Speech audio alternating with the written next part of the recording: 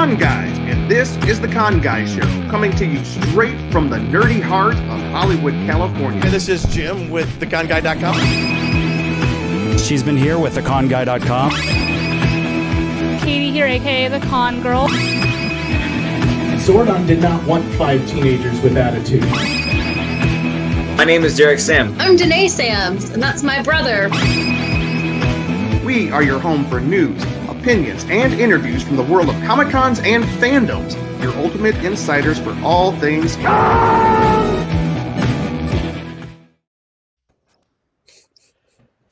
Happy holidays! Merry Christmas, everybody! David, I have not seen the new intro, yet, and bravo! I wanted to have a comic book panel with my name on it. Well, that's all I want for Christmas. That's all I want. Oh, well, anyways, welcome everybody to the Con Guy Show. This is our holiday edition. We may or may not have another show in this year. You know, it just depends on what we're going to be doing. But tonight we have a very special guest. It is Mr. David Booher. Hey. He's the friend of the show. He is our favorite lawyer turned comic book writer. He is known for the breakout success of Canto. I'm sure everybody has seen Canto. It has lines around the Comic-Con whenever you guys are there. Also, Killer Queens, which he'll tell us about tonight, and most recently from Boom Comics, Firefly, which I can't wait to hear a little bit more about. But also, David he haunts the Comic-Cons with us. At least he haunts the bars with us, and that's how we know him. Although this time in San Diego, it was like we were like ships passing in the night. We saw you on the side of the road, and that was it. You just avoided my mission to avoid you two at all costs was a complete success. So that was the one thing I took from saying no. I was down there for a day, just the Saturday. So it was just hit the floor, do a couple of meetings, and see what it was all about, and then take off. So and you took the train, right? Oh my God, I took the train. And if there was a highlight of the con, it's honestly taking the train down from L.A., from Union Station down to San Diego. And just, I'm working and reading, and I just happen to glance over, and there's freaking dolphins just jumping out of the water. It's like, hey, look at, I just thought this is, my con has peaked, and I'm still an hour and a half away.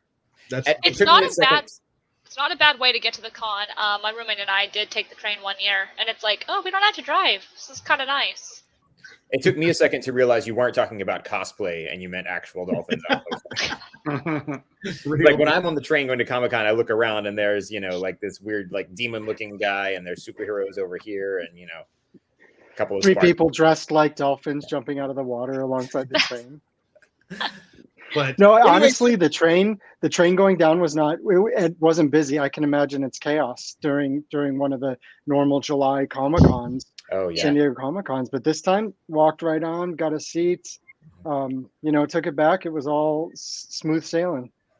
Well, we're going to talk about that tonight. We are going to talk about Comic-Con Special Edition, otherwise known as the San Diego Comic-Con Thanksgiving Edition of Comic-Con. Also, we're going to talk about L.A. Comic-Con, and just kind of get an idea of where we are going into the future.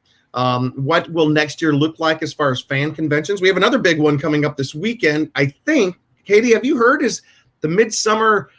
They're haunting seasons screamings or something. Yeah, season screamings. It was supposed to happen. I have to look it up because I know they were supposed to be having an event. Yeah. This weekend was Anime Pasadena. Right. And then last weekend at the same time as LA Comic-Con was also Emerald City Comic-Con. So it's kind of like a weird time to have conventions. Like around Christmas when we all are trying to buy Christmas presents, it's like, hey. But we decided to shove them all in 1 month. I think, and we're going to talk about that going forward. And then afterwards, we're going to talk what our nerdy wish list for Christmas and what we might be geeking out about in the coming year. So let's go ahead and get started. But there's a little bit of something I do want to talk about. I want to walk around this gingerly, but there's a big movie coming out this week, isn't there? And yes, Yes, there is, and I have to make a PSA for anybody who is watching this. That's what I wanted you to do. Do not, and I mean do not spoil this movie for anybody. People are seeing it tonight because it is the premiere, and we do not need an Eternals type situation happening for a movie that is this big. So if you live on the East Coast, if you live in another country, if you live somewhere, even in LA, and you are seeing it at 3 o'clock in the afternoon, not all of us are. So don't talk when you're in the theaters after you get out of the theater, because that's a big one. Don't go into people's theaters and ruin the movie, because that's also happened at Endgame. Just please be nice and polite Some people about are just it. awful. And then when you're done watching Spider-Man, go watch Witcher season 2. Okay, anyway. Right. I will discount my nerd cred, but I will give you hope for humanity. I did not see Endgame in the theater for a month, and I never. No, it was Infinity War, the first one. It took me a month to get into the theater to see it, and I never got a single thing spoiled for me. A month. Wow. Nice. Well, I have social media silenced. fast? I was Literally, in a coma. I found for a out month, that you can mute words on Twitter. So there I you go. have like 15 names, words, phrases, reiterations of anything related to Spider-Man muted for the next 7 days. I'm like, no one touch it. I saw your Twitter, yeah. I wish I could do that with TikTok, because TikTok is the worst. Well, whatever. I am just looking real quick to make sure. Did I send the link to Ben? I know that's the worst. We had a party and Ben wasn't invited. No, I'm pretty. Yeah, he was. My bad. No, Ben must be having something to do. But I was hoping Ben was going to be here because he and Katie were there at LA Comic-Con and a lot was going on. So let's start first with the very first Comic-Con. We're going to talk about San Diego Comic-Con special edition tonight. Jonathan Wilkinson, my friend, it is good to see you tonight. Wait, there he is, Jonathan, one of our most loyal viewers and also a friend. He came out for our Halloween party. He's a good guy. All right. First of all, I want to talk to David, though. David, you have made some big life changes lately. That's because you've been having quite a bit of success. Could you tell us how a little bitty Tin Man kind of has won over the world? And yeah, wait. We're gonna make you full screen. Let's see. Ooh, wait. What's this? Ooh. It's just a little artwork that I put over my shoulder to, win friends and impress people. I'm just kidding. Yeah. I'm usually impressed. So I was a lawyer for 17 years, and as of September 30th, I left the practice of law. I like to tell people I always will be a lawyer, but I left practice to write full time. Yes, so it's been kind of. You did it. It's been exciting. I don't know. Since that time, you might know me from Canto. I've got all these visual aids. So no, we want to see them because you got 3 books now. Boom, Canto. Full screen. I don't have it handy, but so Canto was the first thing that came out in 2019, and it's been going. I think we're working on the 21st issue of Canto right now. Wow, which is coming out in February. Then Dark Horse, I published a book called Killer Queens that I brought together an all LGBTQ creative team to make what I affectionately refer to as Guardians of the Galaxy. We got some exciting news coming down the pike on that one, a little bit early to talk details. And then it was just announced that I have another book that I also have a visual aid for, which is Rain. So if you see over my shoulder right here, this, what the hell? This side. It's hard, it's confusing. I know, it's very confusing. This is my bookshelf where I have my Joe Hill collection because I'm a huge Joe Hill fan. And so it came to pass that I was able to talk to Joe about adapting a novella that I have one more visual aid for you.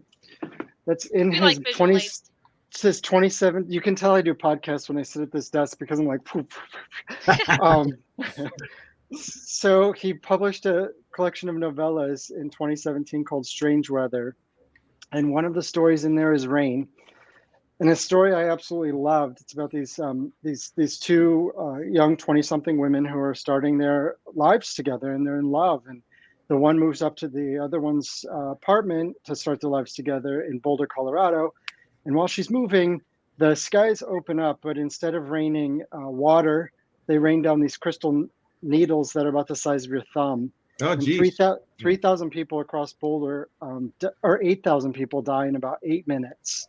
So it's like 15 people a second, and it's their sort of the strange apocalypse is spreading, and it's about their, love and loss and how you hold on to things when it seems like everything is sort of slipping away from you. So the story is beautiful and wonderful, and it's like a bucket list thing, and I'm going to geek out a little bit because I thought it would make it a freaking brilliant comic book.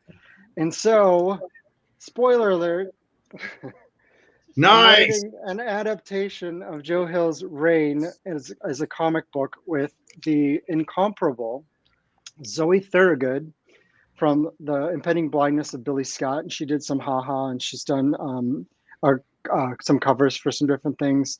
Absolutely brilliant. It's with Chris Ryle, who used to be with IDW and Skybound. And he's starting his own imprint at Image. And so it's my first Image book as an adaptation of one of my favorite authors' work in a story that I just absolutely love. So I'm geeking out on that. Okay, before we move to the next one, I just got to ask, wait a second. How does it feel? I mean, because then you have another one I want to talk about as well, but how does it feel where you have a book that you absolutely love, and you get to work with an illustrator, an artist that you love, to do something that you, what does it feel like going from where you were 2 years ago to where you are right now?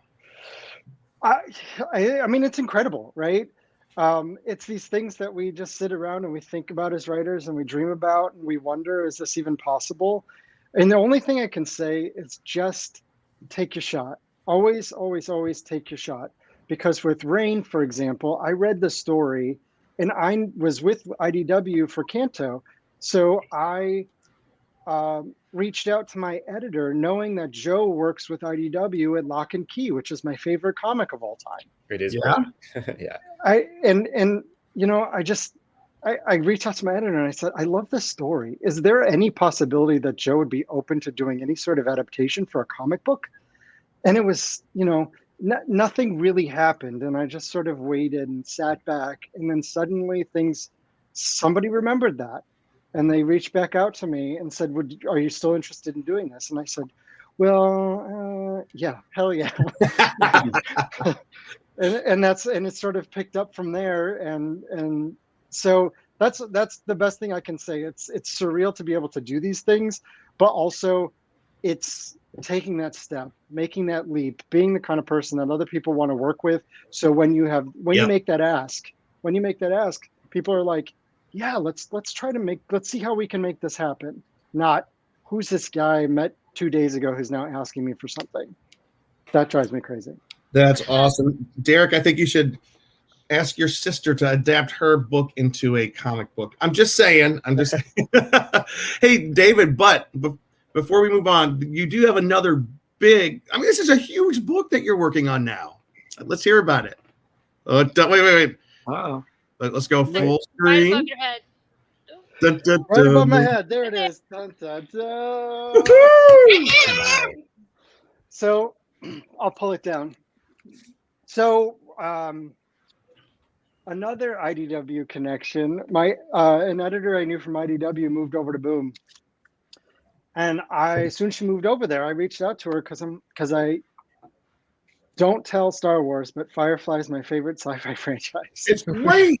I just love it so much. And so again, it's a bucket list item for me, was to do anything in the verse.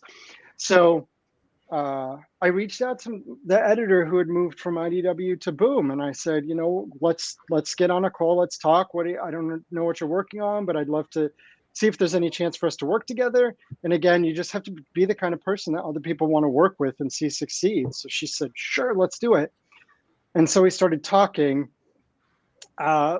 Things came to pass, and I was able to do this one-shot Firefly River Run, which is telling the story about how, I hope you're all familiar with Firefly, because this gets in the weeds a little bit, but when the show opens, Simon Tam is board Serenity on Persephone and sort of joins them as a passenger.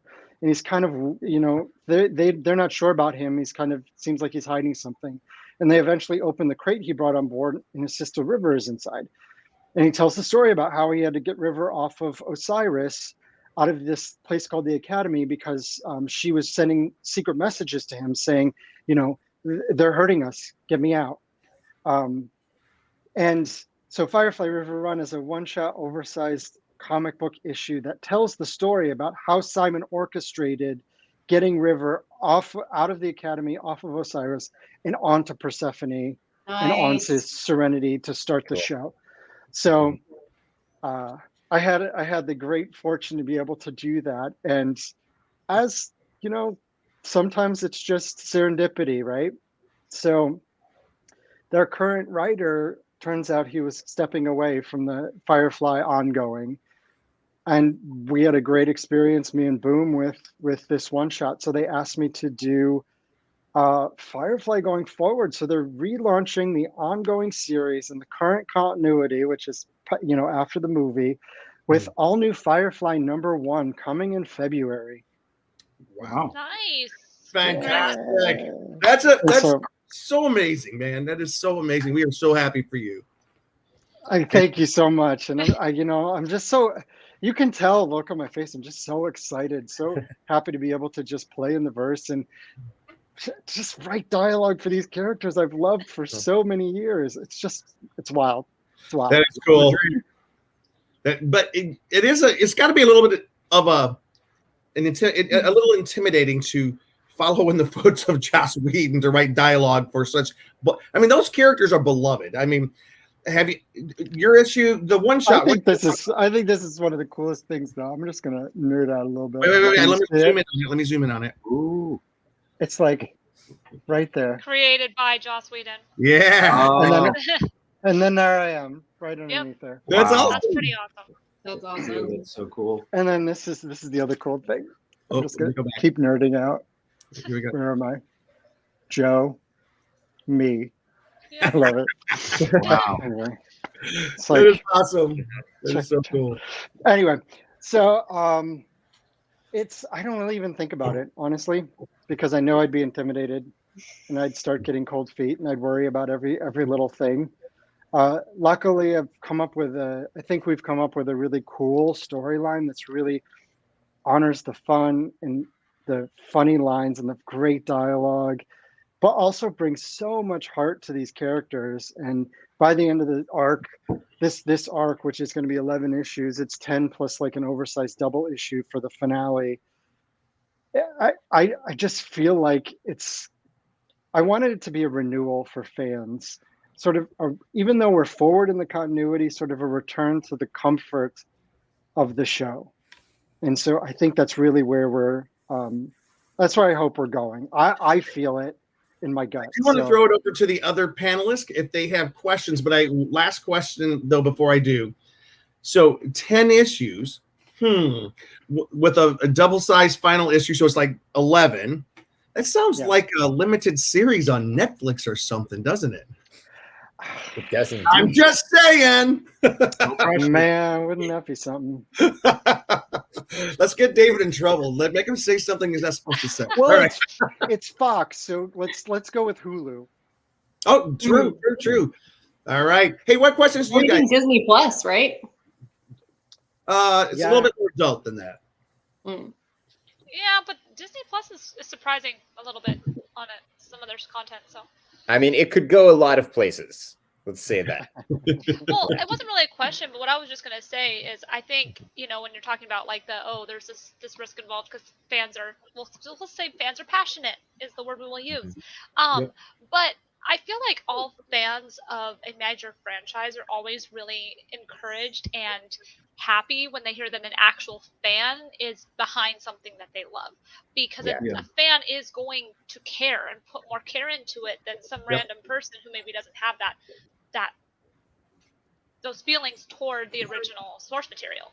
So I feel like even if they're like quote unquote being passionate or whatnot, it's kind of like, I know I love those stories. With David Tennant's journey on Doctor Who. I mean, who doesn't like a good story where someone gets to work on something that they wanted to work on since they saw it? So it's awesome. That's cool. Yeah, and I think there's some intangibles that go along with that, like just little details that I find myself sort of recalling and coming back to on the page. That if you're not steeped in, of course you can write any franchise. You can do that. You can research and you can get there, but you find out these little kernels that just bubble to the surface, and you're like, oh yeah, I remember that from this episode. Let me go back to that. I mean, I can't spoil it. I got to go back to like the the Ballad of Jane Cobb episode, and do some, pull from there a little bit. And there's some really iconic lines in this show that I am writing in the comic that it just is mind blowing that I get to even do that. There's one great. Page in particular. It's just Don't ruin it. Don't ruin We'll have it. to have you It's so back great to hear like in your the excitement. Yeah, I know. It's just it's rubbing off, and you can tell you just want to talk about something that you're excited about because you're also a fan of it. And the fact that you're also a fan of the stuff that you're making for it is a good sign, because if you didn't like what you'd made, we'd all be worried. And I don't know if I would do it, honestly. That the reason Rain exists is because I was so passionate about the story. The reason I'm jumped into Firefly and telling the story because I'm so passionate about the series. Kanto, we were going to make Kanto whether or not we were going to get a publisher, because we just love it so much. Killer Queens, I wanted to do it because I wanted representation and I love the characters so much. So it's just, I'm doing things that I love, and it's going to be an interesting day when the first thing that comes through my door is something that I don't love, and I'm going to look at it and I'm going to decide, do I do it, even if I'm not bringing the passion that I have now with the things I'm doing. Interesting. I do have a question.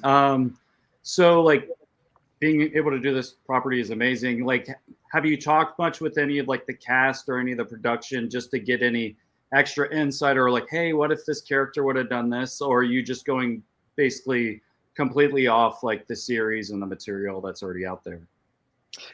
So I did all the research from the, rewatched the series for the, I don't know how many times, made sure I was up to date on all of everything that happened in the comics and the continuity. But beyond that, we have been given kind of freedom to do whatever. The show has been off the air since 2003? Yeah. Something like that. So we've been, and there's been a lot of story that's happened since then in novels. You can see above my head right here, got the novels up there. The comic books, it's going to be 36 issues of the main series that are going forward, plus, individual one-shots and things. So taking that and building on it, but kind of being given the freedom to be authentic to the characters, but take them whatever direction I want to take them. Cool. So- Did you Cool. have a favorite That's exciting. character that you're enjoying writing? That's such a great question, because it's such an ensemble cast. So every issue that I'm writing, I'm finding, I love, in this continuity, Kaylee is captain now because Malcolm has gone off for a long time to sort of as a recluse. So Kaylee took over Serenity as the captain, and Malcolm's back now. Huh.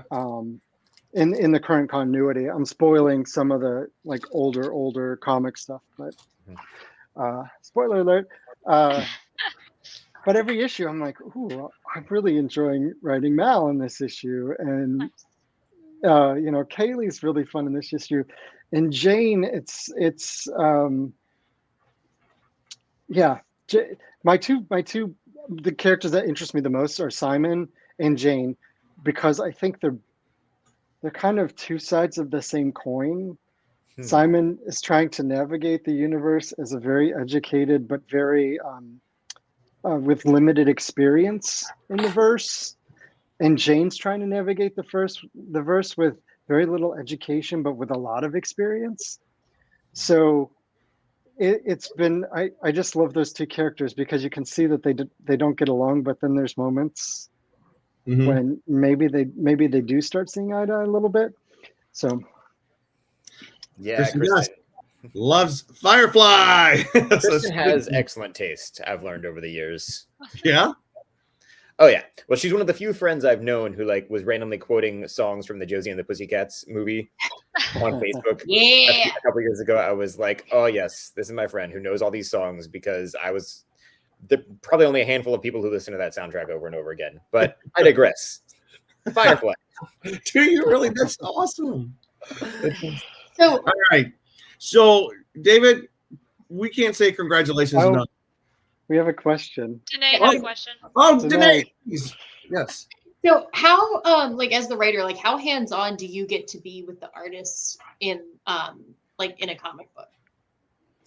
It just runs the spectrum. It depends on what the arrangement is. So like the working relationship, Drew Zucker is the artist on Canto, and we co-created it together.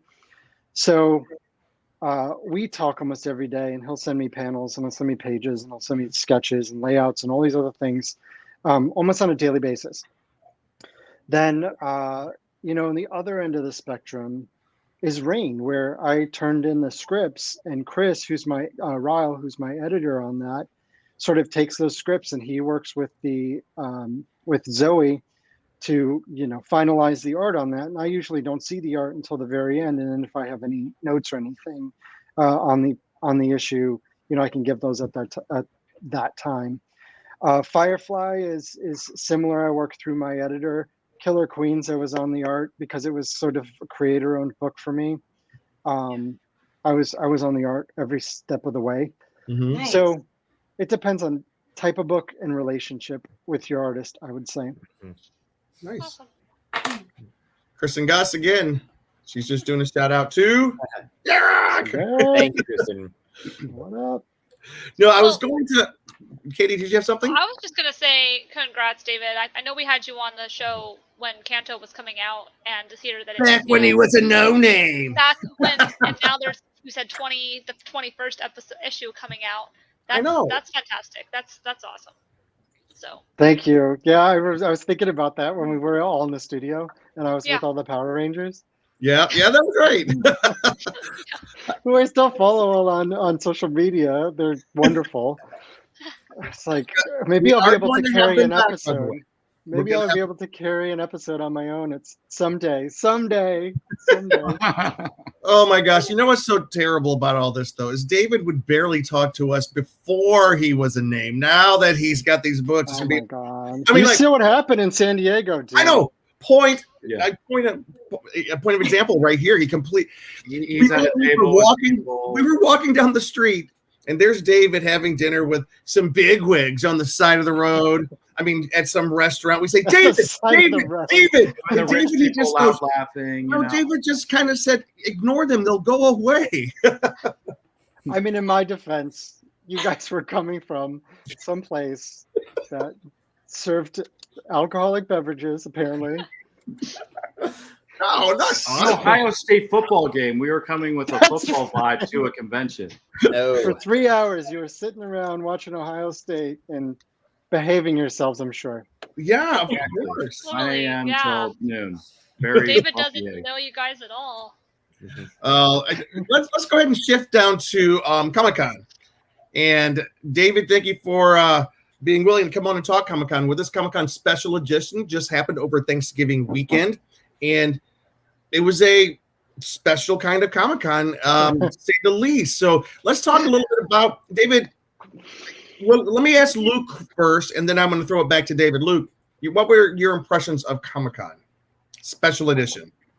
Well, first of all, it's awesome after this long time without Comic-Con that they're like, hey, we could wait another full 2 years with no Comic-Con, or we could do at least something for the fans. So it's really cool that they decided to kind of especially so close to LA Comic-Con. I don't know if they like who planned who first, their convention first, but I think it was cool that they did something, and it almost kind of went a little bit back to the grassroots of kind of what they're doing, where it was really kind of driven to like the comic fans and kind of where it was a little less of the big studios and all that kind of a thing, but really gave people the chance to be there. It was a little difficult probably for people out of state to get there because it's an expensive time to travel during Thanksgiving. But as far as the California residents, it made it kind of, and especially it not being on Thanksgiving Day, but kind of after and going to the weekend, a lot of people are off for the holidays, so it gave people an opportunity to go. So it was cool that we were able to drive down and go. And there's not as many panels that I would normally go see because I am more of a film person, but I did see some cool panels while I was there. Yeah. David, what was your impression? Okay, gather around. Let me tell you a story. Light candles. So I was on the train and I saw dolphins. Real dolphins, right? End of story. Yeah. End of story. Saw That sport was dolphins. the highlight of his San Diego. And then he avoided some crazy no, people while I was having dinner. Yeah. I like to stay positive, so I'll stay positive. I got into Hall H, which is spectacular. Guys, It was please really David. it was honestly shocking to me. I had been to New York Comic-Con this year. Oh, and it was my first convention since the pandemic started, and it was definitely only a fraction of what it normally is. Mm-hmm. But it was laid out well, and the floor felt like it wasn't super busy, and everybody was wearing their masks and everybody was good, and the floor felt like it was full of tables, of booths, of artist alley, all those things. It felt like it was a full convention.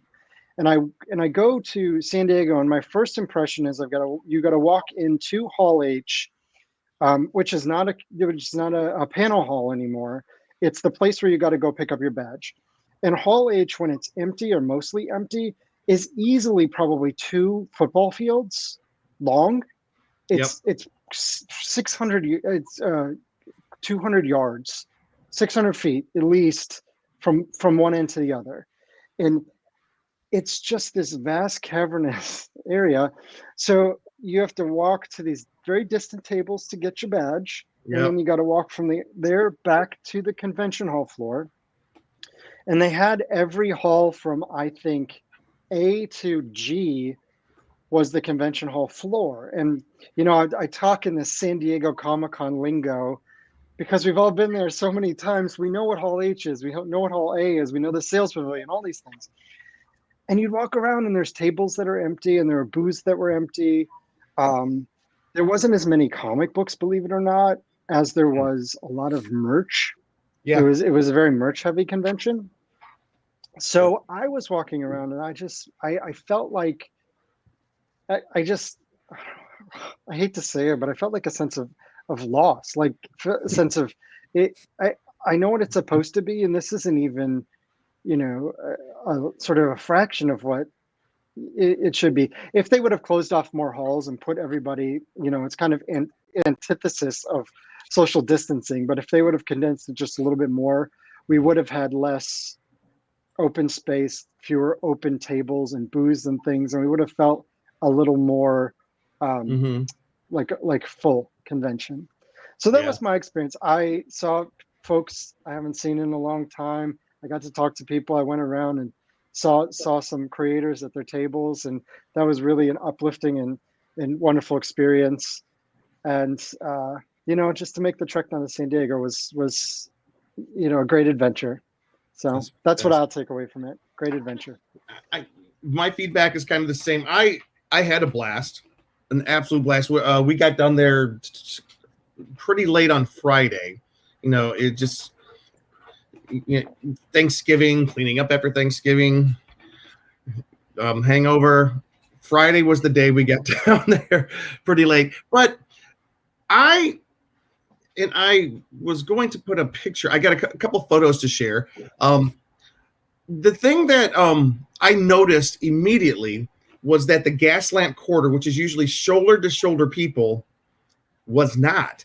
And the Gaslamp Corner, which usually is like 10 square blocks of the Comic-Con campus, it was almost like people there did not realize that Comic-Con was happening. And Luke, you and I were talking about that. We think it was some people were like, Comic-Con's happening this weekend? Like they didn't even know that we were coming to town.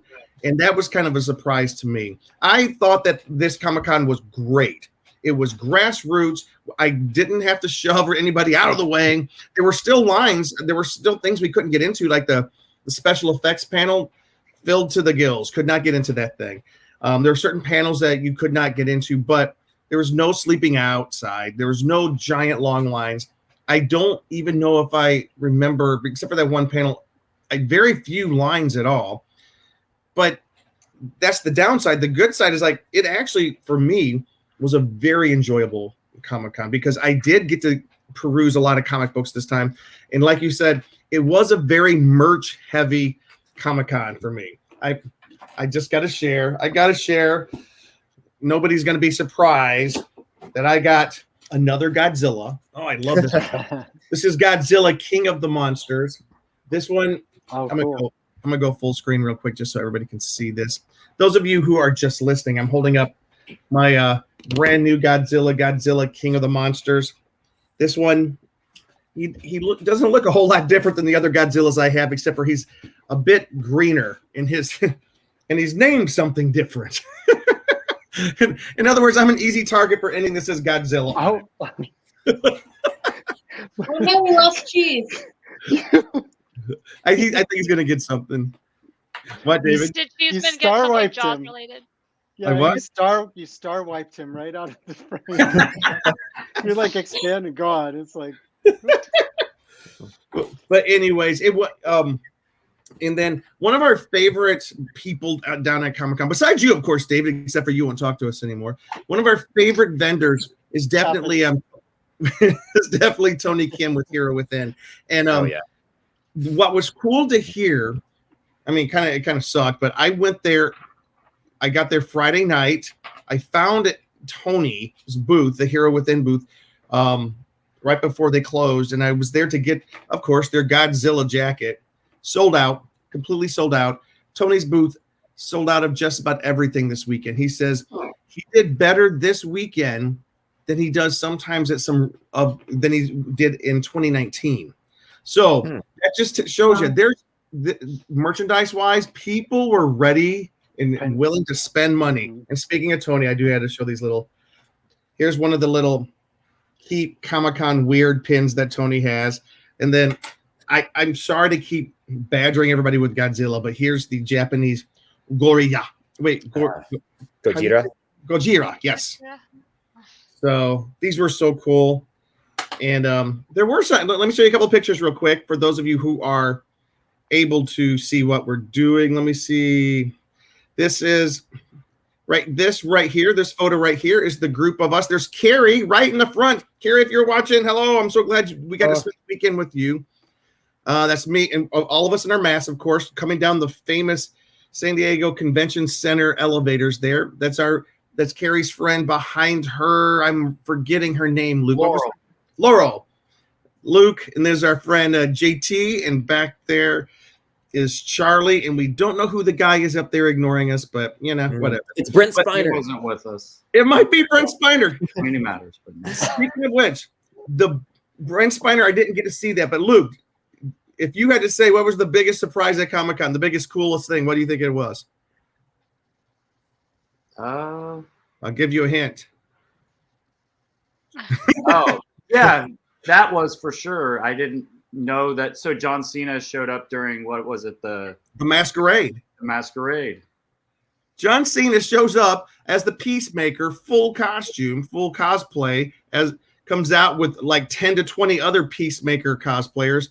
And then afterwards, he goes outside because there was a Peacemaker offsite. That was the thing that was also kind of surprising. They had a couple of offsites. We didn't think they would have any.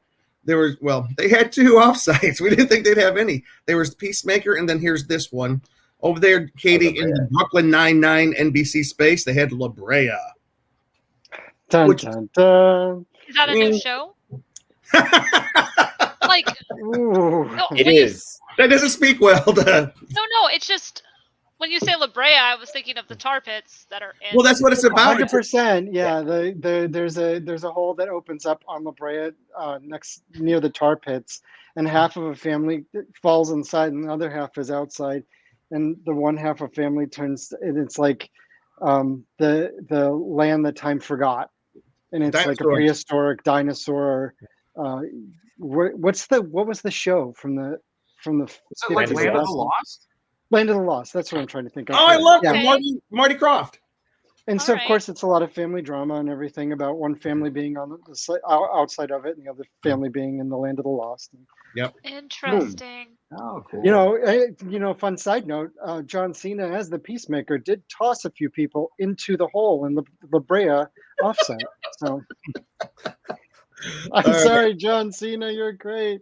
You did not throw anybody. But let me, and I'm going to go ahead and throw this out there, Cheeseman. You had another first at this Comic-Con. What was it? You got to prepare me for these things. I have no. Luke. This my first panel. Yes. Your name is on one of those card things. Placard. Yeah, you first time kept it, I right? got to in person, and probably the last time they'll ask me to be on their office. The sheer joy in your face, Luke, in that picture is just. Look at. Let's go back to it. So Luke was on a panel. Luke, talk to us about your panel. It was a digital marketing panel. So us on the behalf of the con guy and the scare guy and all our little side things we're doing, we kind of are talking about how we online market and try to create kind of like a unified brand. Yeah, it was a good panel though. Like I'll just show you this picture. I was also on a panel on Sunday. It's the panel I'm usually on is how to have and we should get David Booher as a guest on here since he made the transition. The name of the panel is how to have a full-time creative career on a part-time schedule. And now, because you were doing that until you made the switch over, because one of the biggest questions that always comes out of that panel every single time is, when do you know is the time to make the switch? And, the answer, David? I always thought it was when I could replace my day job income with my writing income. Exactly. And that's turned out to be absolutely wrong. Honest to God. And at least for me, I mean, maybe that's, other people are in different circumstances. But what I realized is I don't have the bandwidth to have my day job and make the kind of, matching income to transition out of it. So I realized you just got to find where you think there's a critical mass and you can take that leap. And it might take 12 months, it might take 24 months.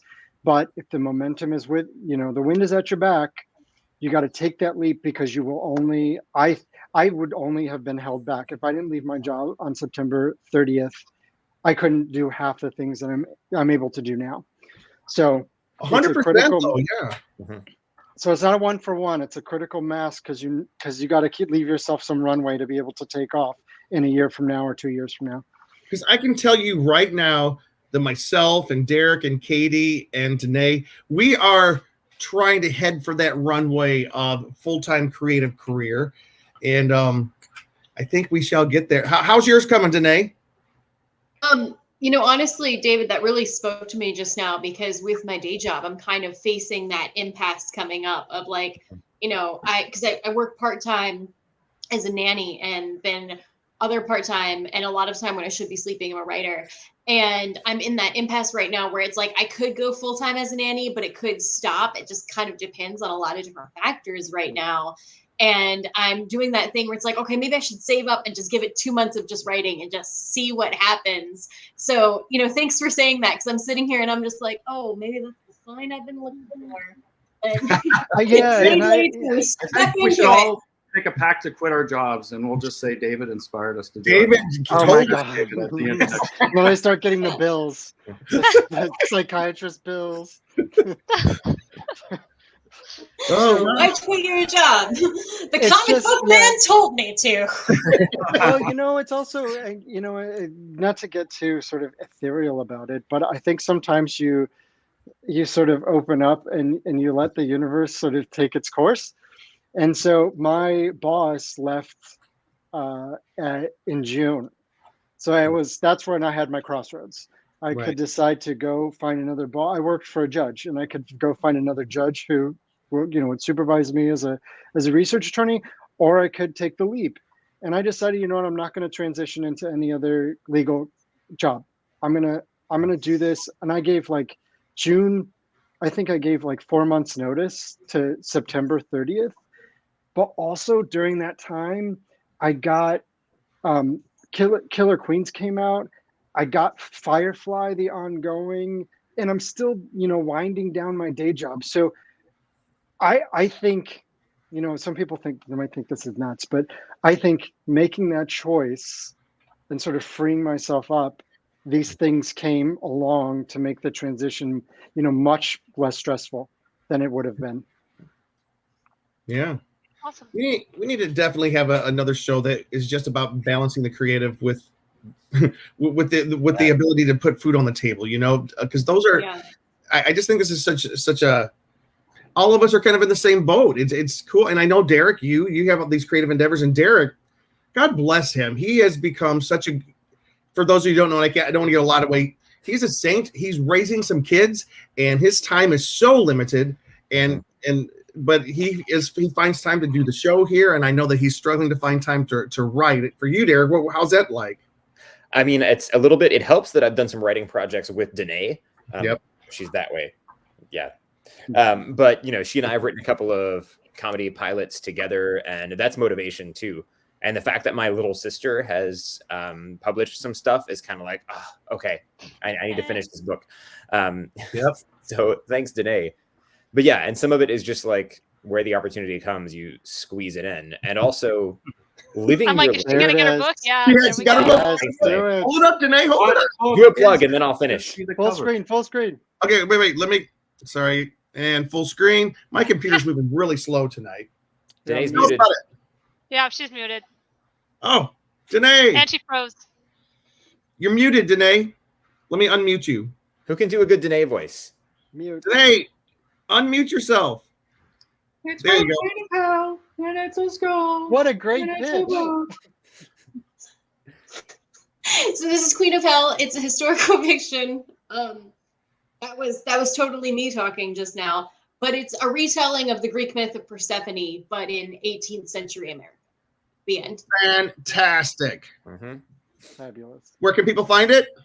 You can find it on Amazon. If you hop on my Instagram or my website, it's on there. My Instagram is down here in the corner.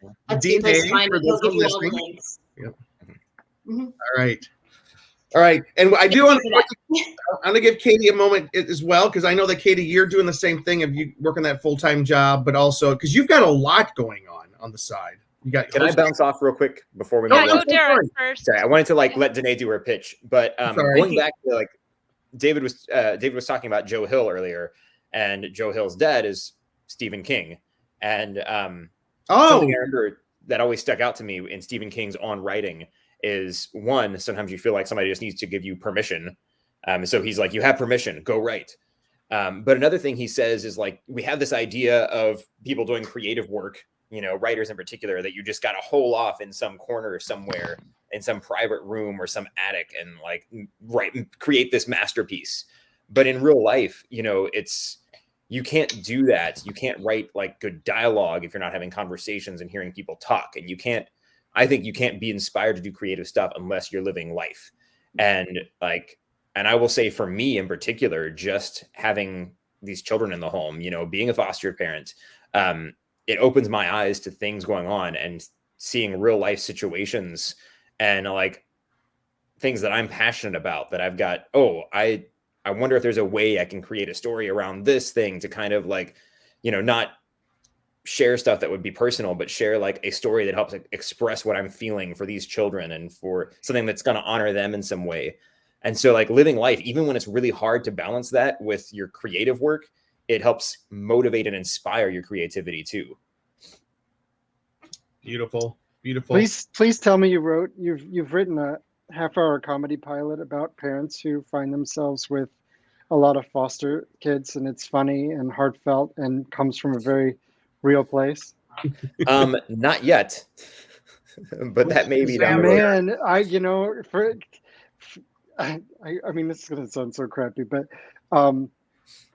in my experience with being with folks who work for studios and who buy TV shows and all those sorts of things, if you go into a room and you pitch that you have X number of foster kids that you've had, and you've raised them, and here's my comedy pilot that's about that.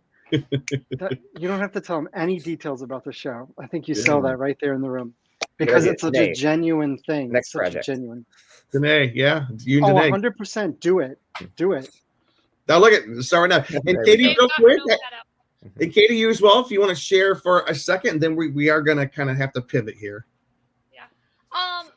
I mean, I would say I'm not managing it very well because I do work full time. I work 40 hours a week, and then I get home and I find myself being lazy. And I could be doing all these other things, and I don't. But then I try. I try doing this hosting thing. I was writing articles for that hashtag show for a bit. I've written some articles for the Con Guys website. For me, it's just doing social media for the Con Guy when I'm at conventions and stuff. But it's definitely something that, of course, I want to do, and it was something I didn't know I wanted to do until I started being involved with the Con Guy. I never really thought I would ever be doing stuff on air, nerding out on the internet every week. So it was kind of one of those things where I took a chance, and it took me down this road, and I found myself doing stuff I never planned on.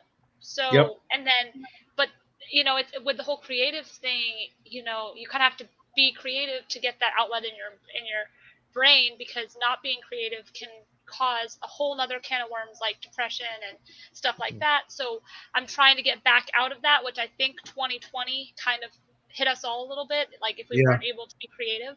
So just trying to get back into that groove, and now that things are starting to open up again, being like, okay, you know what? How do I put more energy into doing this and less energy into my day job? And that's what I'm trying to balance right now. Just being like, I care more about this than I do about this. And but you say 2020 and 2021. And David, I got to ask you one last question. So is it surprising that this big change came for you during the big shutdown? I mean, or did that have anything to do with it? Maybe. Okay. Yes, it did, in a very specific way. And I'll tell you, it was because I think when you can't go out and have drinks with people, or go out to dinner, or have lunch, or goof off, or do whatever, go shopping, and you work at a studio, or you work at a publisher, or you work at a network, you have the time to look at material. You have the time to talk. It cuts away all the nonsense that goes along with doing this, and you just get down to story, and you get down to substance. And I, fortunately, Canto came in 2019. We built up, some momentum there, and then 2020 happened, and everything came down to story and creating, and the creative part of the business. And that's where I think we were able to focus. And that's why coming out of 2021 is where I am now. Oh, that's fantastic. All right, guys, and I'm going to apologize, but I'm going to kind of move us a little bit quicker here, because I don't want us to go all night, and we're having drinks tonight, so I'm excited about that. But we have to get through this first. And Luke did prepare a photo gallery of some scenes from San Diego Comic-Con special edition. Luke, if you could go through those for us and just kind of describe what we see, and then Katie, if you can be ready, we're going to talk about LA Comic-Con right after that. Yeah, I'm going to go grab something real quick. Okay, great. All right, I'm going to power through these. So I'm just going to take you through my journey of Comic-Con this year. So came in the hall. They had this awesome Iron Man. Which one was this from? This was actually from the Avengers, wasn't it? That's the Hulk Buster suit, isn't it? Yeah, the Hulk Iron Man. Somebody made out of cardboard, a really cool one. So we kind of took a quick view of the floor, kind of coming in Friday night. Unfortunately, we weren't there a lot for the earlier panels.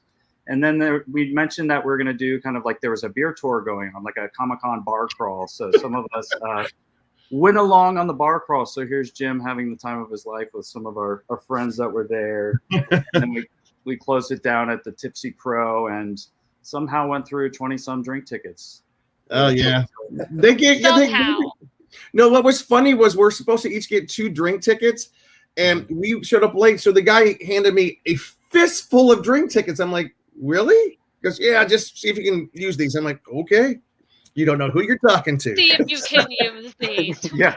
Think They he's somehow were Some really guy. viable. Some guy had a fistful of drink tickets. I don't know. They fell out of the sky. Picked them up off the floor. Well, I'm sure Jim was sharing though. Knowing Jim, Oh, I know, I did. I shared with he couldn't have everybody. used them all for himself, but I'm sure he was like, knowing Jim, he was getting drinks for everybody around him too. I absolutely was. All right, Luke, what else you got? Well, speaking of drinks, this is our normal spot we meet with. We were David waiting for David. that night to the Hilton. You were. the Hilton Bar. The Hilton Bar, one of the best places to go during I know that Comic-Con. bar. Yes, that's that. You stayed in that hotel, David. Yeah. That's I think we texted you this picture. We were waiting for you at the bar. That's the last photo I have of you guys in our text chain. Is that exact photo? I do like your name tag in that photo, Luke. Oh yeah, on the Tony jacket. Hi. Oh yeah. All right, Luke, let's go ahead through these pretty quickly. So yeah, you always see some cosplay there. Saw some good Jurassic Park with Oh, Ian Malcolm and the Dilophosaurus. I love And if you've been at Comic-Con, you always see Captain Kirk and Mr. Spock walking around, either in the convention or outside the convention. Most of us have seen them. People bring their vehicles all decked out and stuff like Jurassic Park. So even just going in a parking lot, you can find like cool cars and different things, and it's almost a little convention of its own, just in a parking lot. That's cool. We saw the La Brea thing. Like that was kind of the main pop-up right outside of the convention center. And one of the panels right before us, Ben was here. He'd probably be geeking out. Was like a Teenage Mutant Ninja Turtle panel. Yeah. So I think this was the guy who probably started the series, I assume, here. It is not. Oh, it's not. David, who is he? You probably know better than I. I don't know who that is, but it's not Kevin Eastman, I don't think. Okay. But yeah, they were on the panel before we were in the same room there on that Sunday. Oh, maybe it was Laird, the other guy. And then we went to a really cool tiki panel that they had, and we actually ended up meeting up with some of the people after. And Jim, he got a little cup. So wait, from his question. This is cool. So we had to line up, and the best question got this. This is the most amazing. Wait, it's one of the most amazing tiki mugs I've ever seen. It's beautiful, and I won. You know how I won? I had some friends in the room that had the biggest mouths and they could yell louder than anybody else. And we all had our masks on. I cheated a little bit. I stood there and I yelled into the microphone for myself. So it sounded really loud. And you know who I won this from? Should we say, Luke? I mean, the company or a friend who you beat? A friend. Yeah, you can say who you beat up. So do you guys know who Bill Marcelli is? He's the writer of Deja Vu. yes. He was standing in line trying to win this cup, and he was so upset that I won this cup from him. But I don't know if you have any pictures, Luke, but we discovered that Bill Marcelli is a giant tiki fan. So that night we drove to downtown San Diego, we went to the Grass Skirt Tiki Lounge. Nice. Right there, and it was awesome. There's a picture of it there. Bill's there in the middle, right behind our friend J2, who's awkwardly placed in the photo front and center. And there's Carrie. And we had so much fun that night. And this is the stuff of I don't know what we're doing. So this is JT that people do in Comic-Con, teaching me meditation. Oh, gosh. And Squid Games really made a good presence there. They had a big booth, it's gonna be and that the way people in for the a while. costumes and the jumpsuits, all that. I can't see your face, Katie, but I think we're in the same boat. I didn't watch it. I don't want to watch it, but What? Well, we're I've seen talking 2 about I didn't episodes. watch it either. we're talking about Squid Game, you guys. Yeah. Oh my gosh, it took a bit of time, but I wish Derek's wife Lara was here because she's a big fan, and she got me hooked. She's the one that talked me. We were watching it together, and yeah, it's we have mixed feelings about it. I think it's just it is heavy, it's hard to watch, but it's also really fascinating. And I, for one, am enjoying that we're getting so much content made with South Korea. I've expressed opinions about how much some things being made in China before, and I'd much rather us work with Korean filmmakers. Cool. But not just because of that. Also, I studied Korean, and I'm like, oh, I can practice my language skills because I've forgotten so much. All right. And Luke, if you want to just hopscotch, just powering through. Yeah. So Hall H, of course, this was right outside. Got to enjoy it from the outside, but got to stand out there with all the craziness. Again, here's me from my view on the mic. Supposedly the classic picture you always take your first time at the panel is picture of your name tag by the microphone. And then there's Jim on his panel. Oh, that's cool. Creative work on a part-time schedule. They gave away a free, actually 2 free Adobe Cloud stuff to audience members that asked questions. So if you ever get a chance to go to Jim's panel, they give away free Adobe Suite, like a year subscription. So there's a big line for that. And Jim had, some people talk to him at the end. He was kind of a big deal. Well, anyways. Deal as David.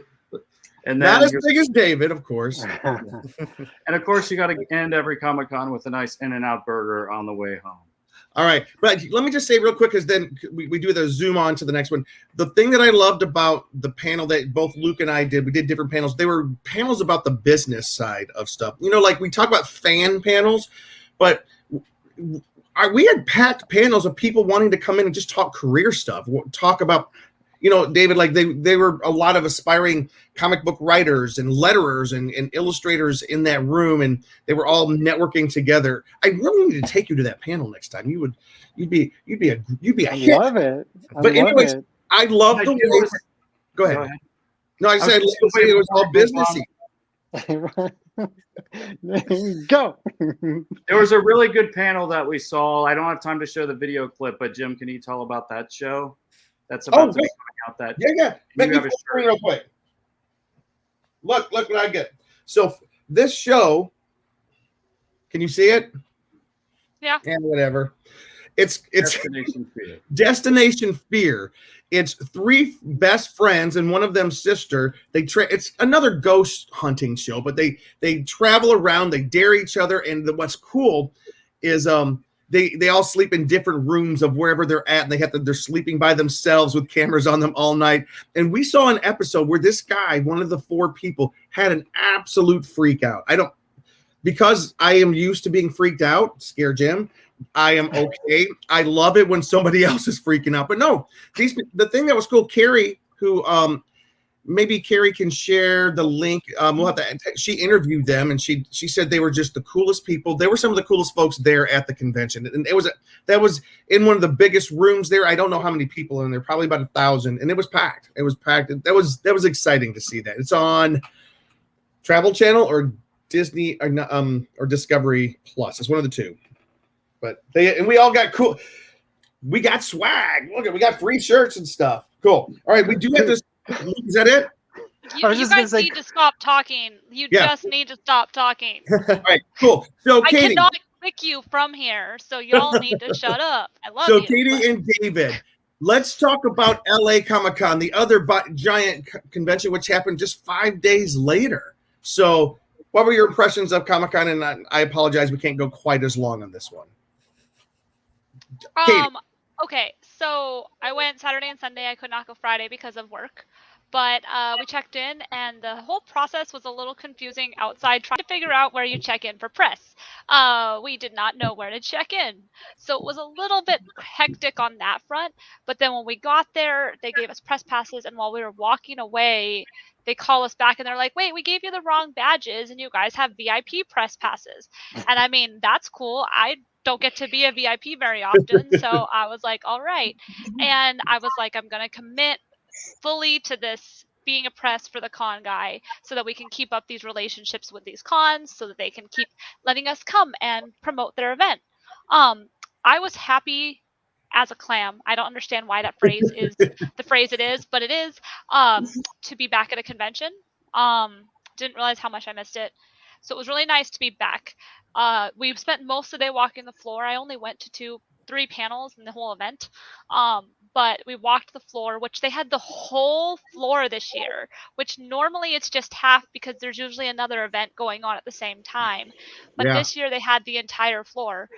For distancing. I mean, you had room to walk in between the rows of the floor, which never happens at San Diego Comic-Con.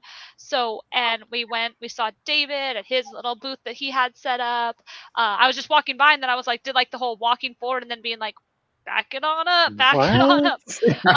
But yeah, I went to Artist Alley, and always what I recommend people doing, going to Artist Alley, going to the comic book alley, meeting artists, seeing art for people who literally lost their livelihood during the pandemic more than ever. So we did this thing, and Emily and I, we look at the art, we gather business cards so that we can come back and after we've seen everything and decide what we're going to do. But there was so much good art this year that Emily and I were like, how are we going to pick which pieces we can get? We don't have a lot of money. So I did a raffle. I grabbed cards from all the artists that we liked and I wrote down what piece it was that attracted me to that artist. And I drew one at random on Sunday and bought art from that person. And it's something I think I'm going to keep doing because God. I love that. That's brilliant. I love that idea. I wish that we could spread that around, that everybody who goes to a con, you just collect these cards. And then at the end, you pick one and you commit to buying a piece from somebody. Yeah, that's cool. I thought of it on a whim. I'm like, Emily, what if we just do a raffle to decide who we're going to get art from? And she's like, I love that. So I'm definitely going to try to do it a thing. It's fun because I know we'd collect the cards of the people who we liked. And then that's how we did it.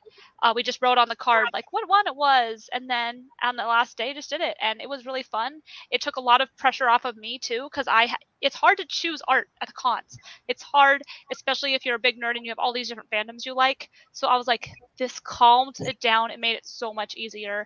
And I tagged all of the artists on Instagram the day before. Was like, you all are entered in my raffle. Check back in tomorrow and I'll draw the drawing. And then when I got to the booth, she's like, I saw your Instagram and I was wondering if I was going to see you again. And so she was really excited about it too. So I definitely thought that was a good experience.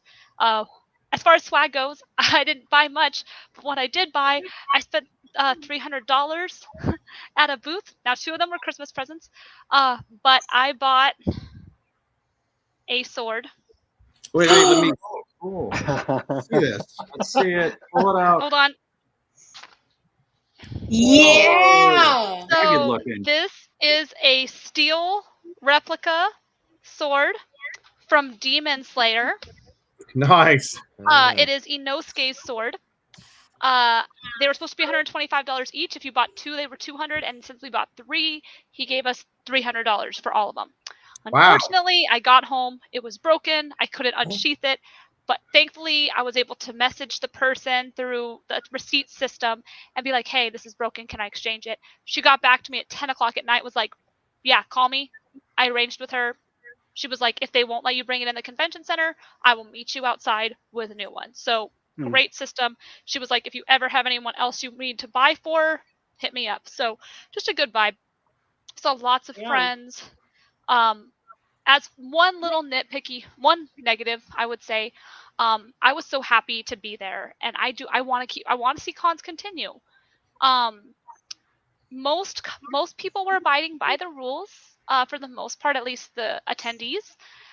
There were a lot of vendors not abiding by the rules, like masks and stuff. And so for me, I was just like, hey, despite what you might think, despite your opinions on these things, I want to keep going to cons. I don't want them to get shut down because people can't follow the rules. So that's just my one thing that kind of bummed me out, is I was literally walking through the floor and like some vendors, if they didn't have a mask on, I didn't go talk to them just because I was like, that surprises me, because San Diego which is and the thing less strict city, they were pretty tight on that rule, I think. Yeah. And so for me, like they made announcements on Sunday morning saying like, please do this, make sure you spread it to your team, you need to wear masks, we have people here that could shut us down. And then I'm like, they're gonna get shut down, and I was so worried that they were gonna get shut down. So thankfully it wasn't the case, but I just want to make a little PSA, like, please, I know you may have thoughts, but we all want to do these things. If we want to keep doing them, let's just work together and follow the rules, things like that. But they have food trucks at LA Comic-Con, things they don't have at LA at WonderCon or San Diego Comic-Con. There's food trucks. There's all sorts of places to eat, all sorts of places to go. Everything was spread out. So I liked it. I love having the main stage in the hall. It's so easy. You can just go there. There's seating if you want to eat, which is another thing San Diego Comic-Con still doesn't have. There's a place to sit if you buy food in the convention center. Because San Diego Comic-Con, they don't let you sit anywhere. I know. Well, they did this time, actually. They're in the back of the hall, kind of on the floor area. There was a big kind of seating area where there was one time before my panel where I got some food real quick, and that's awesome. I was able to sit down. So they did do that this time. Yeah, they had a lot of photo ops for people that are cosplaying. They had a live cosplay cam. So lots of cool things.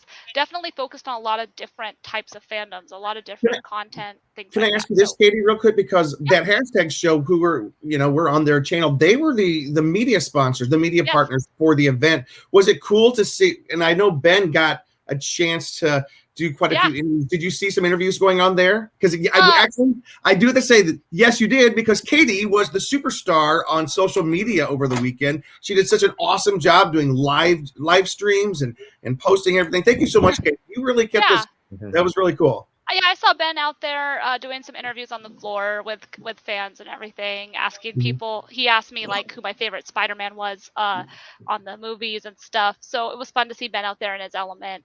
And they had their big, huge that hashtag show like little area where I saw them doing interviews and stuff. And it was just it seemed like it was pretty awesome. I mean, people seemed to be pretty happy to be there and just vibing. And they had some really good panels at LA Comic-Con. I went to the Mina Wen and Giancarlo Esposito, I think that's his name. I never say it right. We saw their panel, and we saw Demon Slayer panel, and we saw the My Hero Academia panel. So it was some pretty good. Oh, and Zachary Levi. How can I forget Zachary Levi? Yes, you did. All right. Obviously, I went to Zachary Levi. But they had a VIP lounge right next to the main stage that thankfully I was able to go to. And I just sat down and watched the panels from there, and it was just delightful because I didn't have to stand up. I had a seat. There were charging stations because I had an emergency. I had to charge the phone from all the live streaming. So I do think that LA Comic-Con has gotten better. So that's all I have to say. Awesome. And David, kind of briefly for you, how was LA Comic-Con for you? I mean, you were a vendor there, so like so I freaking killed it, you guys. So I was invited to have a table. There was a portion of Artist Alley called the Creators Court, which was sponsored by Collectors Paradise and Comic Bug, which are two comic shops that are in Southern California. And so they invited a bunch of different creators just to have tables, and I was able to table all weekend, and it was steady all weekend. It was easy. It was by far the best financially lucrative weekend that I've ever had at a convention with the table or anything. And also the vibe on the floor is everything that I felt was missing from San Diego. There weren't really empty spots. There were not empty tables or booths. They were laid out in a way that it made you feel like you was full and there was a communal experience going on while being safe about it. Katie, I did notice what you noticed, which is the masking was really good with the attendees, not so good with the vendors. The one thing that I would say for LA Comic-Con, if you're listening out there, both New York and San Diego did wristbands after they checked your vaccine or your test results or whatever that you need to get in. So you can walk around on the floor, especially in New York, and everybody has a wristband and you just feel comfortable. You have your mask on, everybody masks, feel comfortable. LA didn't do that. So I don't know, what they were doing at the door or anything like that. Wristbands would be just such a great peace of mind. But beyond that, it was everything that I'd hoped maybe San Diego would have been, but I just got 5 days later. Interesting. I wonder if it's because so much of the San Diego crowd is the LA home crowd, and maybe they just decided to stay home this time. Maybe why make the extra expense during Thanksgiving weekend and take your booth and take your wares down to San Diego when you can hit a Comic-Con up here in LA, which quite frankly, the star wattage that was so big at LA Comic-Con this year compared to San Diego. It really did outdo it. I think the convention center in San Diego is probably twice as big. as LA. So I think the convention was about the same size. Yeah. But the feng shui of it was just so much better. So much better. Mm-hmm. All right. So go ahead, Katie. I have one more thing I did want to say real quick though, because it kind of echoes off of what we were saying earlier about full-time, like wanting to be in a creative field. It's the one con for me, con of the con, and it's just a personal thing. I did actually have a little bit of a breakdown while watching the last panel of the day, because it was such an overload of, I'm back at a con, I'm so happy, I'm surrounded by my people. Oh, but I want to be doing this with every day of my life. And so it kind of like kicked in, like, that passion and excitement kicked in. And then it was the thought of, I'm not doing this yet, and I want to be doing this, if that makes sense. So that was the one downside, is it gave me drive, but also made me sad at the same time. Yeah. I think it just, I want to just add, Katie, that there is light at the end of the tunnel, because for years and years and years, I would go to San Diego Comic-Con, and on Sunday, I would just sort of be heartbroken when I would go out in the gas lamp and you see all the normies starting to trickle in to go to their fancy pool parties, and just like, you're not my people. What are you doing in the gas lamp district right now, right? You'll get there. And then you don't have to have the doldrums of Monday morning, because Monday morning you're doing creative stuff. That's awesome. All right. So we just talked about two of the biggest events, in-person events, that have happened on the West Coast this year. We didn't really have a chance to do Emerald City. David, you didn't go to Emerald City, right? No, it's the same. It was the same weekend as LA Comic-Con. I know that Tony, he split his time and he had crews at both. And he did.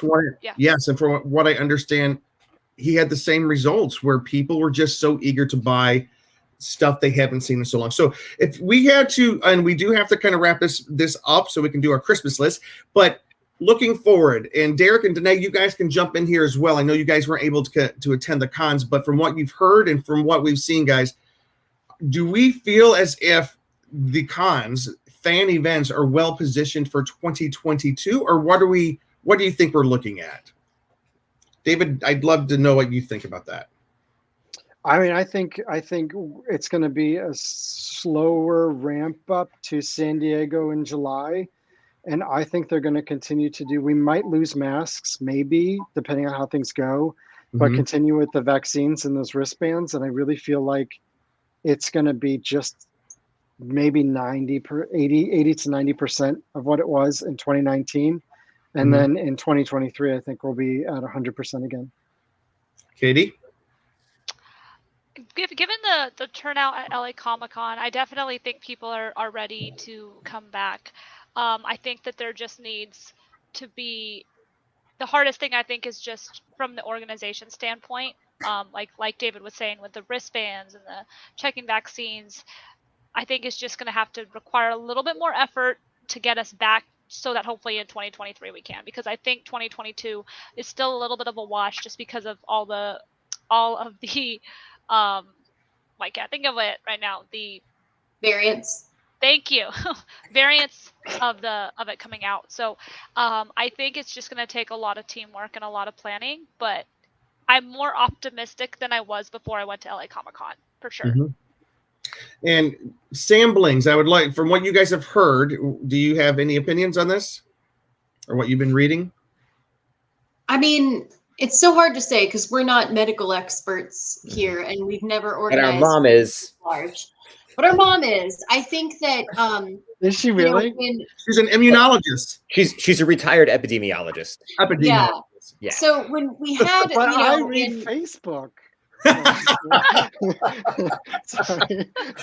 Right down in the pits. We're in the pits now. Okay. Sorry, Danae. No, it's okay. I was just gonna say, the medical things keep happening, and we keep adapting as a society. I mean, we have flu shots every year because of the the Spanish influenza in the early 1900s. It used to be that doctors wouldn't wear gloves, but because of the AIDS pandemic, that's a regular thing now.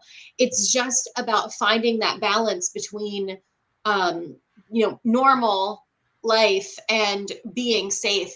But at the same time, yes, I think there will always be some sort of different mandate in place.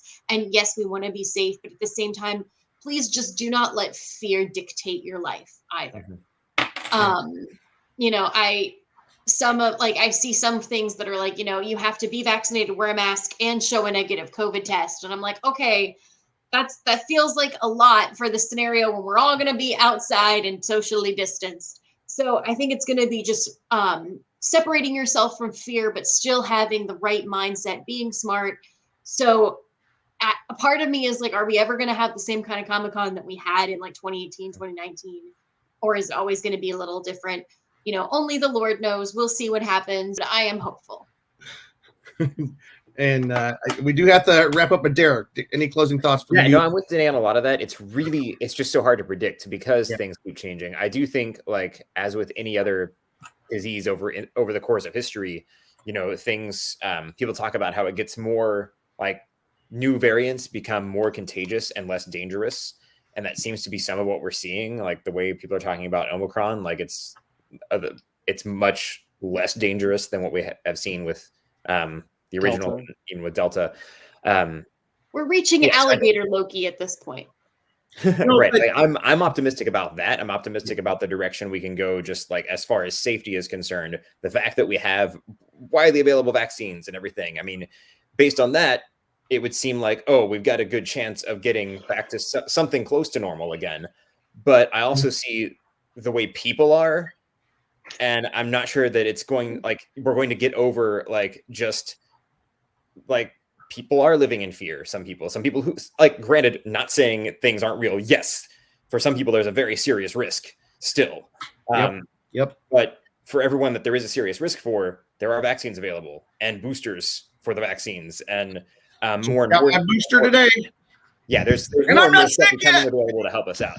But there are people who are, you know, in their early 20s who are, you know, perfectly healthy and are living in abject fear, and, you know, and because of that kind of just socially, I don't think we're necessarily at the same place. Even if medically things get safer, I think socially it's going to take even longer. I also think we've got a lot of people in a lot of governments who are enjoying having a lot of control over our lives. All right. We're not going to go down that hole. bitter old man about this. We're not going down that hole. We're not going. No, I'm not going to get into like a lot of political stuff. But I think because of like just what we're seeing in our nation, different conventions happening in different states and different locations are going to be rolling out differently too. But I do think that everything is kind of different across the nation, and we're seeing different things changing. True. In different places. I was surprised to see a New York Comic Con. Honestly, I was surprised that actually happened. That one surprised me. The San Diego one, not so much. Florida one, not so much. But the New York one surprised me. They had a New York Comic Con. And David, you said it felt a little bit. That's the safest that I felt of all three Comic Cons, because they did the sense of Danae, what you're saying. They did the sensible things to ensure everybody was, you know, safe, and there wasn't any sort of problem. So, I felt that I was most fearful about going into a large crowd, because that was really my first foray after 18 months, and I felt that peace of mind, Derek, that you're talking about, that sort of peace that you feel being able to be around people again without having a lot of fear over it. But I will just say that the next variant, Derek, is people.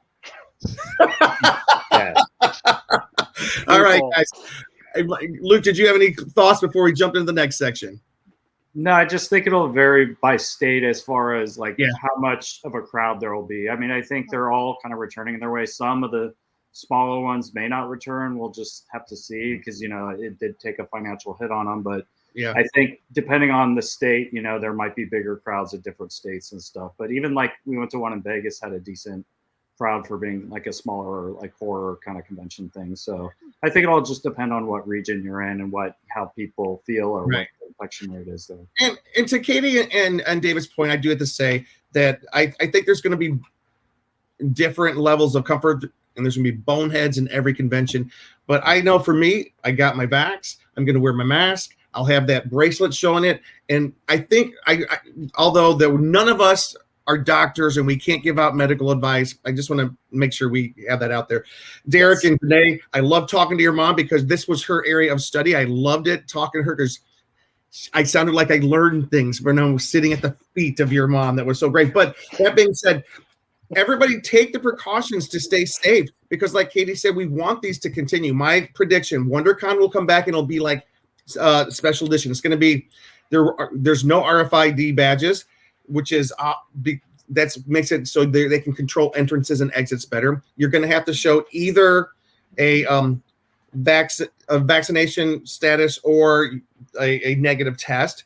And they had people set up right there at the doors. You could have got your test before you walked in. So same at LA Comic-Con, yeah. Same. I think WonderCon will be more restrictive. I do think that next year's summer San Diego Comic-Con is going to be close to open. I think we'll still have to have the vaccines, but I think it's going to be close to open. The masks, I think it's going to be a hybrid model. Anyways, David, thank you so much for coming on the show today, talking with us about this. This is how we're going to close the show. We're going to go around. Everybody, what is your nerdy Christmas wish list? And tell us something that you think you would be interested in nerding out, getting interested in for next year, 2022. We're going to start with Danae. Oh, I have the best answer. I took notes. I wrote them down. First of all, nerdy Christmas wish list. I'm going to go quick because we're running slow on. There are rumors that Jodie Whittaker is leaving Doctor Who. I want a good doctor and a good writer to come to the show. I think that we talked about this before, and you can scroll back and find old podcasts.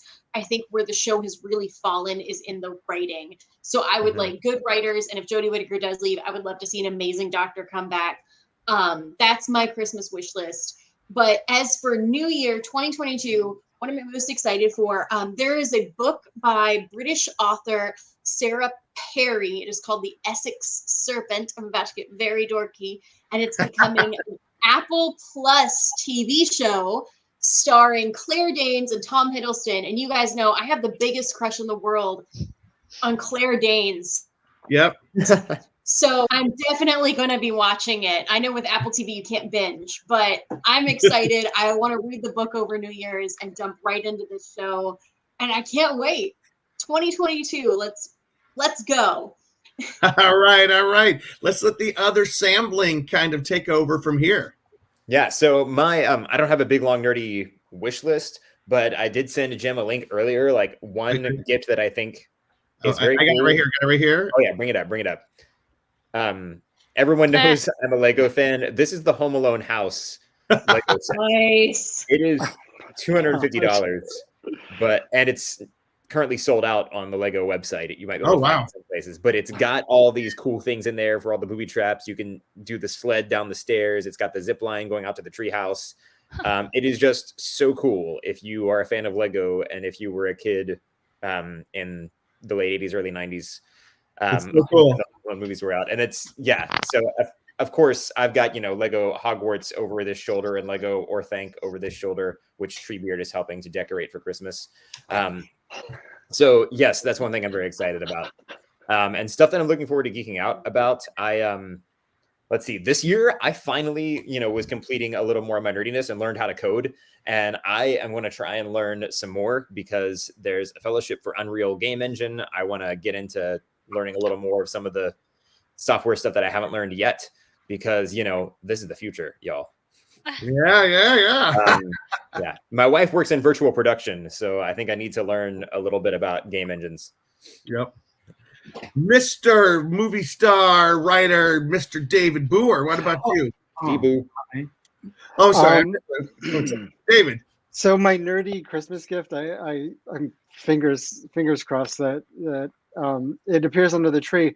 I've been reading Sandman, and I got the soft cover trades in a huge stack from a thrift store for like $5 a piece, and I've just been loving going through them because I'd never read them before. I'm up to volume 5 or something. So I asked for the huge 2-volume like hardcover omnibus Sandman collected, so I can put it here on my shelf somewhere.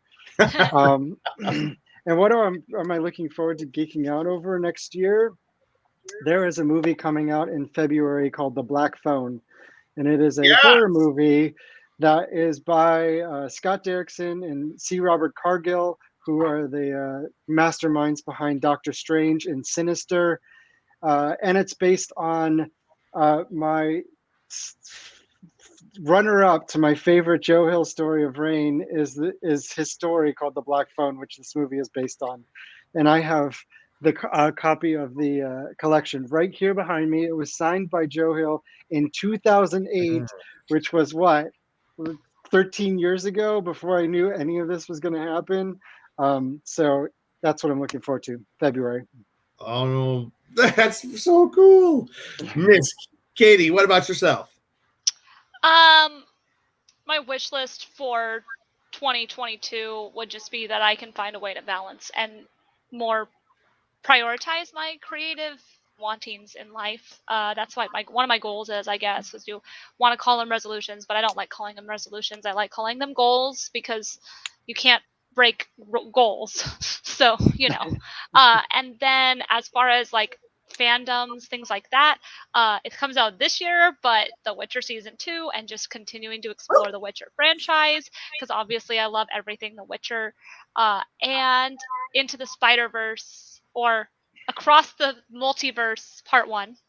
I am stoked about that. I'm excited to see where Sony takes this animated world of Spider-Man after this week. So yeah, that's my thing. That's awesome. Mr. Cheeseman, sometimes on the couch. On a chair right now.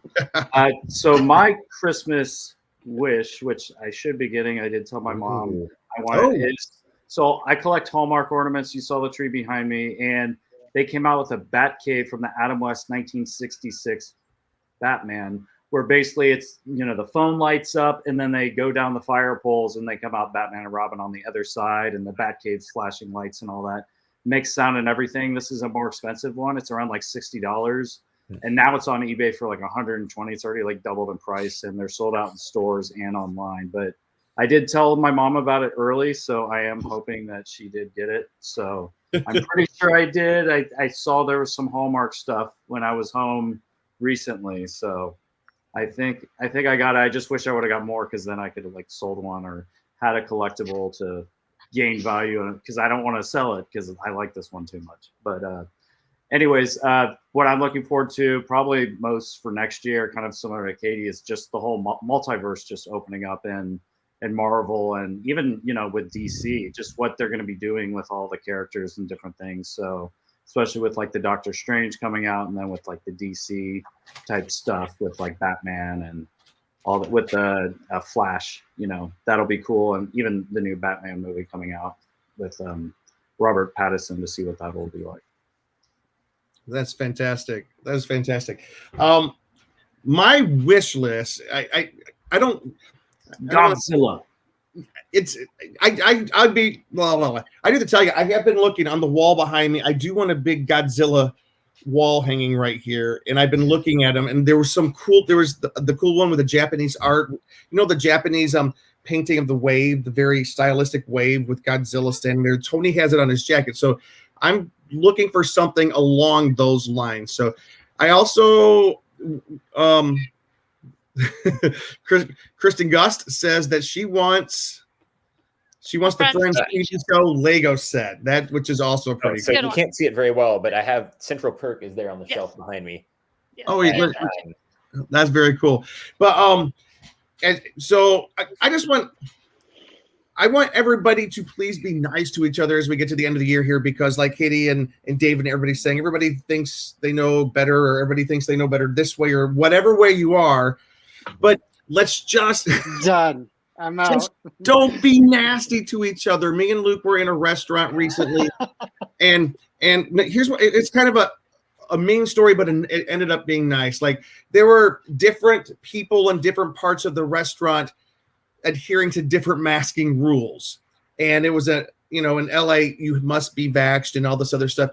And me and Luke were just noticing, like, this is just silly what's happening here.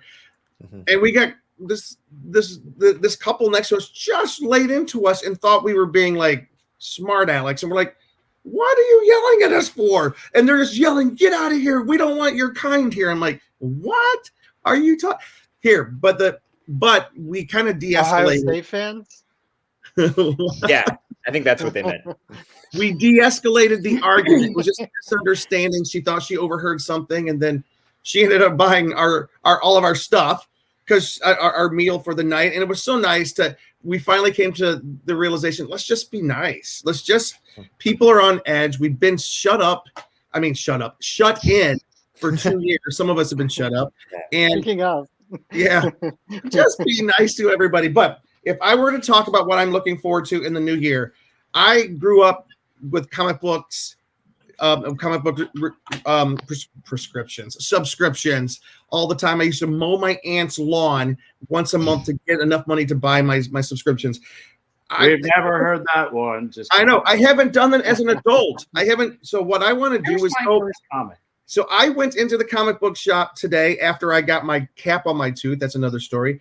And I was looking for David's Firefly book. I couldn't find it, David. I don't think it's there yet, right? The one shot's there, but the new one's coming in February. So I appreciate your earnestness. But anyways, I did find some other comic books, and episode number 3 and 4 of the Trial of Magneto going on right now. And this one, there's the Trial of Magneto. But I did get one comic book that just made me realize, you know what? There are more important things in life, but I do want to start supporting these artists. I got this one. It's called Titans United. When I was a kid, one of my very first comic books that I had a subscription to was the Teen Titans. And I grew up loving it because of the great artist George Perez. And he was just so great, and he drew so many different, and I used to mimic his drawing, the way he drew rocks and the way he drew clouds and stuff. Just a few weeks ago, George announced that he is in stage 3 cancer and probably has less than a year to live. Let's just make sure, support comic books, support David's comic books, support them. And I just would hate when you hear about one of your idols when growing up. It just makes you stop and say, there are important things in life, and just being nice to people, being good to people, being loving to people. And that's about all I have to say on that. George, we're there with you. Thoughts, prayers. Hope you can pull through, man. You've been a great one. All right, guys. Thank you for joining us this week on our holiday edition of the Con Guy Show. You can find me on Instagram at James D. Fry. Danae, where can people find you? You can find me on Instagram at DNAYS. My name kind of spelled phonetically. Okay. The other half, the Samblings, Derek. You can find me on Twitter at ConGuyDerek, although I'm more often complaining about Twitter than I am actually using it. As it should be. People. He's getting old. Mr. David Booher, where can people find you and what you're working on? Yeah, you can find me on Twitter at David Booher. You can find me on Instagram at David M. Booher, and look for Rain in January and Firefly in February, and then beyond. For those of you who are just listening, Booher is spelled Booher. All right, Katie. You can find him below Josh Whedon credits too. Just go to comic book shop. Katie. I'm Katie, aka KT_Christine on all social media, including Twitch. I have been terrible at Twitch streaming lately, but I will hopefully try to get back into it soon. So if you guys like to follow people and watch them rage while playing video games, come follow me on Twitch. And over at the Con Girls with this beautiful lady up there and my roommate, posting all things nerdy from a female perspective. So make sure you follow that as well. And Luke, if you can take us out. Yeah, you can find me on theconguy.com and on the Con Guy Instagram, the Con Guy, and also at Cheese on Couch. And I will say, buy from your vendors. Have a good Christmas. I went a little crazy at Comic-Con, got lots of Back to the Future stuff. Buy your Hero Within jackets. I got the last extra large. They do a lot of stuff. Katie has her bomber jackets as well. Yes. They make good stuff. Hero Within, but support your nerdy businesses and have a Merry Christmas. Bye, guys. Thanks for listening to The Con Guy Show, the official program of theconguy.com. Find us on the WeBe Geeks Collective or anywhere you listen to podcasts. And now on sci-fi.radio, Saturdays at 4 o'clock Eastern, 1 o'clock Pacific, both AM and PM. That's 9 o'clock Greenwich. It's sci-fi for your Wi-Fi.